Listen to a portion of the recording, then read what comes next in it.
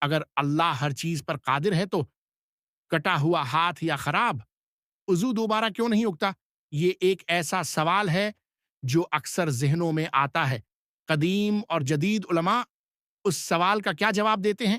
کیا یہ اللہ کی قدرت میں کمی ہے یا اس کے پیچھے کوئی گہری حکمت پوشیدہ ہے؟ اس کائنات کا ایک نظام ہے جو اللہ نے ہی بنایا ہے، جسے ہم قانونی فطرت یا سائنس کہتے ہیں۔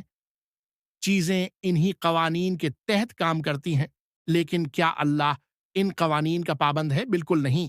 وہ جب چاہے جیسے چاہے ان قوانین کو بدل سکتا ہے، جیسا کہ معجزات کی صورت میں ہم دیکھتے ہیں۔ تو پھر ہمارے اعضاء دوبارہ کیوں نہیں اگتے؟ اس کے پیچھے اخلاقی، معاشرتی اور سائنسی وجوہات کیا ہیں؟ کیا اس دنیا کی زندگی ایک امتحان ہے اور یہ جسمانی کمزوریاں اسی امتحان کا حصہ ہیں؟ ان تمام سوالوں کے تفصیلی جوابات جاننے کے لیے ہماری مکمل ویڈیو دیکھیں ہمارے یوٹیوب چینل دی مسنگ ڈاٹس پر۔